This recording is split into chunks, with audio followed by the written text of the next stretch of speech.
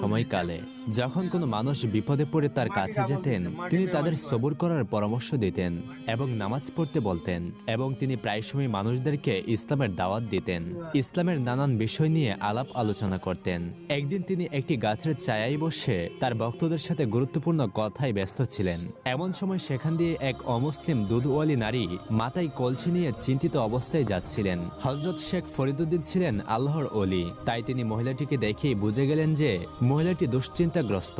তখন শেখ ফরিদুদ্দিন ওই মহিলাকে ডাক দিলেন। হযরতের ডাকে মহিলাটি ওনার কাছে আসলো। তখন শেখ ফরিদুদ্দিন মহিলাটিকে জিজ্ঞেস করলেন, মা, তোমাকে এত চিন্তিত লাগছে কেন?